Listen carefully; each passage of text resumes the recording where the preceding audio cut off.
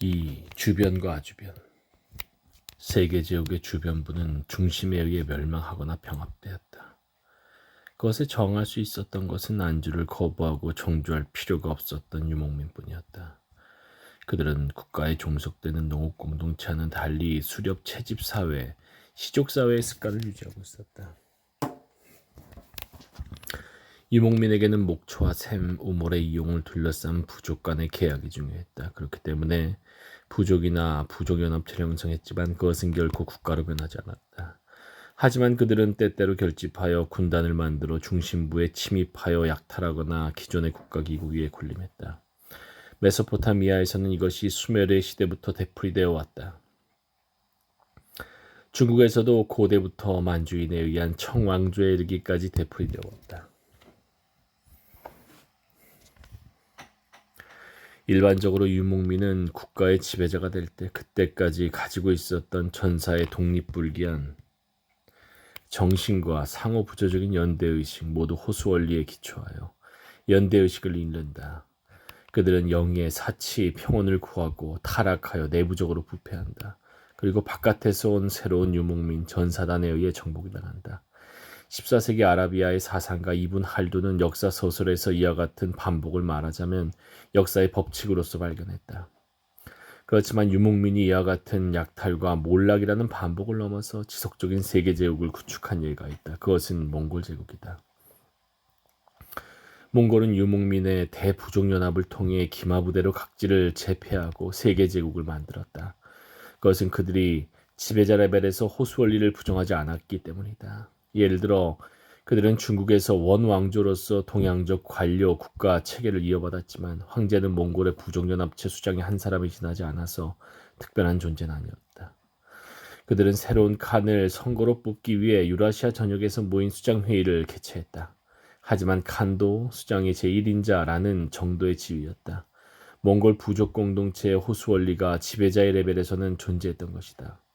몽골이 그때까지 상호 폐쇄되어 있었던 세계 제국을 광대한 규모로 통합할 수 있었던 것은 그 때문이다. 몽골인 자신은 상업에 적극적으로 관여하지 않았지만 상업을 중시하고 기존의 세계 제국을 결합함으로써 일종의 세계 경제를 일시적으로 실현했다. 또 그렇게 함으로써 처음으로 지폐가 광범위하게 사용되었다. 역으로 이와 같은 몽골 제국의 붕괴는 중국만이 아니라 인도, 이란, 터키에 이르기까지 각지에서 근세적 세계이권 제국을 재건하게 만들었다. 그리고 그것과 비례하여 유럽에 의한 세계 경제가 글로벌하게 확대되기에 이르렀다. 유목민이 세계 제국을 구축한 또 한 예는 이슬람 제국이다. 그것은 유목민이 도시 상인과 동맹을 함으로써 가능했다. 구체적으로는 메카나 메디나의 도시 상인과 유목인 베두인의 공동체이다. 이것을 위해서는 말할 것도 없이 이슬람교라는 통합력이 필요했다. 이슬람교는 도시 종교이고 상업을 긍정하는 것이었다. 따라서 이슬람 제국은 사막만이 아니라 해양을 넘어선 상업적 제국이 되었다. 그것은 그 지역 및 문명적 발전도에서 보면 사실상 로마 제국을 계승하는 것이었다. 이슬람 제국이 번영한 시기 서유럽은 이슬람권의 아주변이었다고 말해야 한다. 하지만 이슬람 제국이 근대 세계 시스템이 될 수 없었던 것은 기본적으로 관계형 제국과 마찬가지로 상업이나 도시를 국가적 규제 하에 두었기 때문이다. 거기서 세계 이꼴 경제의 발전은 세계 이꼴 제국에 의해 억제되었다. 즉 교환양식 C의 자율적 발전은 교환양식 B에 의해 억제되었던 것이다. 마지막으로 해양형 제국 그리스 로마에 대해 다뤄보도록 하자. 여기서 중요한 것은 오히려 그리스인이 제국을 세우지 않았다는 점이다. 확실히 알렉산드로스 3세는 그리스적 헬레니즘 제국을 세웠지만 그것은 폴리스를 멸망시키고 아시아형 제국을 답습함으로써였다. 또 로마가 제국이 된 것도 마찬가지로 도시국가의 원리를 방기함으로써이다. 따라서 그리스 로마에 관해 주목해야 하는 것은 제국을 세우는 것보다도 오히려 아시아적 전제국가의 근방에 존재했기에 해당 문명의 영향을 강하게 받으면서도 도시국가에 머물면서 전제국가로의 길을 거부했다는 부분이다. 바꿔 말해 그리스 로마는 서아시아의 문명이꼴 제국에 대해 아주변으로서 존재한 것이다. 아주변은 주변과는 어떻게 다를까? 비트포겔은 아주변의 예로서 초기 그리스나 로마 외에 게르만, 일본, 몽골 제국, 타타르의 멍에 몽골 제국 이전의 러시아를 들고 있다. 아주변은 주변부의 바깥에 있지만 권외는 아니다. 즉 아주변은 주변처럼 중행 문명을 바로 접하고 있지는 않지만 소원할 정도로 떨어져 있지는 않다. 또 해양적인 사회는 아주변의 조건을 충족시키기 쉽다. 그것은 제국의 중액과 해상 교육에 연결되어 있지만 육지가 연결되어 있지 않기 때문에 직접적인 침입은 면하고 독자적인 세계를 형성할 수 있기 때문이다. 이처럼 아주변은 중에게 있는 문명 제도를 선택적으로 받아들일 수 있다. 구체적으로 말해 그것은 문명, 문자, 기술 그 밖에 문명을 받아들임에도 불구하고 중에게 존재하는 관료제와 같은 직권적 제도를 근본적으로 거부한 것이다. 주변이 중에게 동요하는데 반해 아주변에서는 권위 정도는 아니지만 히에라르키를 배척하는 호수 원리가 농후하게 남아있었기 때문이다. 그들은 중에게 문명을 받아들이면서도 전면적으로 종속되는 것이 아니라 독자적으로 그것을 발전시켰다. 또 경제적으로 교환이나 재분배는 국가에 의한 관리가 적었고 시장에 맡겨졌다. 아주변에서 세계 경제가 발전한 것은 그 때문이다. 마르크스는 그리스 로마의 사회 구성체를 노예제 생산 양식으로 설명하려고 했다. 하지만 그리스 로마에서 아시아적 전제국가와는 다른 획기적 특질을 본다는 것은 노예제 생산으로 설명할 수가 없다. 아시아적 전제국가 세계일골 제국이 취한 것은 다른 국가나 공동체의 부역 공력을 부과하지만 그 내부에 개입하지 않는 지배 방식이다. 거기에도 노예는 있지만 노예제 생산과 같은 것은 없었다. 한편 그리스 로마에서는 부역 공납 국가라는 방향으로 향하지 않고 국가 관료에 의해 관리되지 않는 시장과 교역이 발달했다. 그리스 로마 특유의 노예제 생산은 그와 같은 세계 일골 경제가 초래한 결과이다. 따라서 중요한 점은 그리스 로마에서 왜 어떻게 세계 일골 경제가 발전했는지를 묻는 것이다. 되풀이하자면 그리스 로마에서 생겨난 현상은 아주변의 특징적인 것이다. 예를 들어 그리스의 경우 선행하는 미케네 문명은 주변적이었다. 즉 이집트적 집권적 국가의 영향 하에 있었다. 그런데 그것이 멸망한 후에 나타난 그리스인은 아주변적이었다. 즉 그들은 서아시아에서 철기 기술을 받아들이고 페니키아인이 수메르의 서령 문자에서 발전시킨 문자를 받아들였지만 제국의 중추인 정치 시스템만은 받아들이지 않았다. 그 결과 역으로 그들 자신이 세계 일골 제국을 세우려고 해도 세울 수 없었다. 무릇 아테네도 스파르타도 그리스 다수의 폴리스를 통합하는 것조차 할 수 없었다. 다음으로 로마는 그리스의 폴리스와 마찬가지로 도시국가였지만 정복한 도시국가나 부족의 유력자를 시민으로 편입시키고 보편적인 법에 의한 지배를 통해 판도를 넓혔다. 즉 폴리스의 배타적 공동체 원리를 억제함으로써 세계 제국을 형성시킬 수 있었다. 하지만 로마는 폴리스의 원리를 전면적으로 방기할 수 없었다. 로마 제국의 근저에는 폴리스와 제국의 원리적 상극이 계속 존재했다.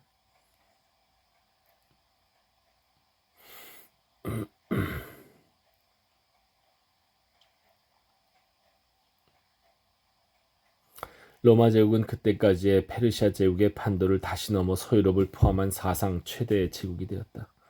하지만 여기서 우리가 로마 제국에 주목하는 것은 그 때문이 아니다. 그것은 폴리스와 제국의 원리적 상극을 가장 명료하게 보여주기 때문이다. 이 문제는 근대에서 네이션 이퀄 스테이트와 제국주의, 지역주의라는 문제로서 반복된다. 3. 그리스 고대 문명의 중추에서는 국가에 의한 관계 농업이 발달하고 그것을 통해 지연적인 농업 공동체가 형성되었다. 지연적인 농업.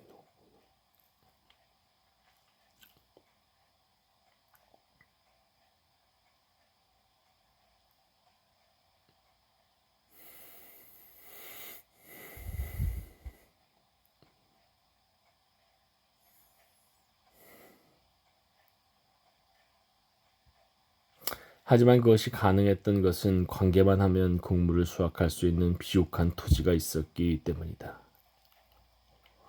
그와 같은 지역 바깥에서는 소규모 천수농업밖에 강수농업밖에 없었다.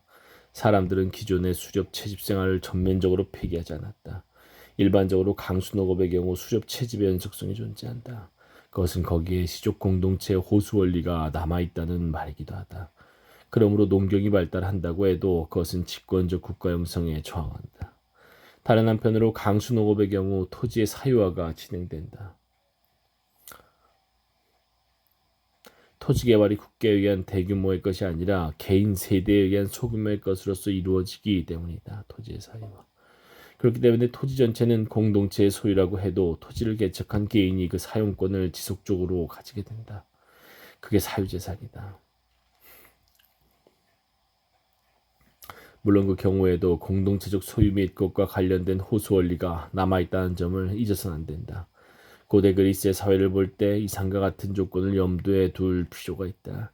그들이 정주한 것은 지중해 연안이다. 그곳은 곡물 생산이 부족하고 목축이나 올리브나 와인 생산밖에 없었다. 따라서 스파르타를 예외로 하면 그리스인은 주로 행상을 통한 교육에 의존했다. 하지만 그리스의 특이성을 그와 같은 조건만으로 설명할 수는 없다. 예를 들어 그리스에는 다수의 도시국가가 있었지만 그것은 특이한 현상이 아니었다. 오리엔트의 전제국가도 다수의 도시국가와 그들 사이의 항쟁에서 생겨난 것이다. 그리스에서도 선행하는 미케네나 크레타 문명은 그처럼 형성되었을 것이다. 그것들은 소규모였지만 이집트나 메소포타미아의 국가와 닮아 있었다. 그리고 그것이 오히려 통상적인 발전 코스였다고 해도 좋다. 그런데 미케네 국가가 멸망한 후 남아한 그리스인은 그와 같은 전제국가의 길을 걷지 않았다. 그들은 다수의 자율적인 폴리스를 만들었다. 왜일까? 그것은 그들이 어떤 의미에서 후진적이었기 때문은 아니다. 통상 부족 사회는 고도의 문명을 거부하든가 그렇지 않고 받아들이면 오리엔트적인 국가의 방향으로 나아간다.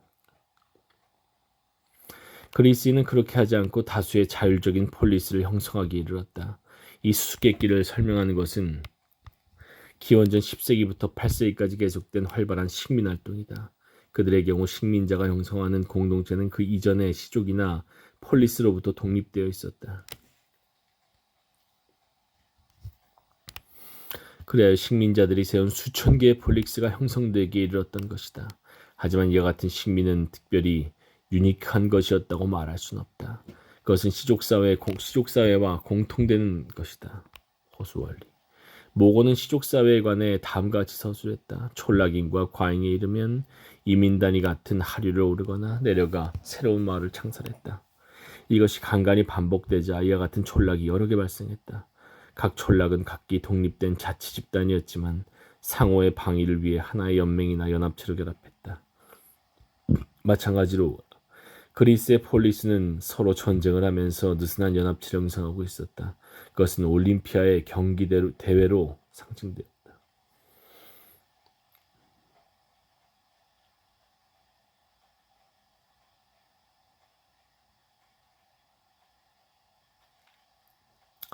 이렇게 보면 그리스의 특성은 시족 사회적인 것의 잔존으로 설명할 수 있는 것처럼 보인다. 하지만 동시에 그것과 같은 점에 주의해야 한다. 식민자들이 형성한 폴리스는 시족 사회적인 것의 연장이 아니라 그 부정에 의해 생겼다는 점이다. 폴리스는 오로지 각자의 자발적인 선택과 맹약에 의해 형성되었다. 따라서 폴리스의 원리는 아테네나 스파르타처럼 시족 공동체 연장으로서 존재한 도시국가가 아니라 오로지 식민자에 의해 형성된 밀레토스 등의 이오니아 도시들 그리고 그로부터 식민을 당한 도시들에서 확립된 것이다. 폴리스가 시족 사회적으로 보인다면 그것이 잔존해 있었기 때문이 아니라 고차원적으로 회복되었기 때문이다. 고대 그리스라고 하면 일반적으로 아테네가 중심으로 간주된다. 하지만 그리스 문명을 진정으로 유니크하게 만든 것은 아테네가 아니라 이오니아 도시들이다. 해외 고역의 거점이 된 이오니아의 도시들에서 상공업이 발전했다. 거기서 이집트, 메소포타미아, 인도 등 아시아 전역의 과학 지식, 종교 사상이 직접되었다. 하지만 그들이 결코 받아들이지 않는 것이 아시아적 전제국가에서 발전한 시스템, 즉 관료제, 상비군 내지 용병이다. 통화의 주조를 계시한 이오니아인들은 아시아의 전제국가처럼 국가 관료에 의한 가격 통제를 하지 않고 그것을 시장에 맡겼다.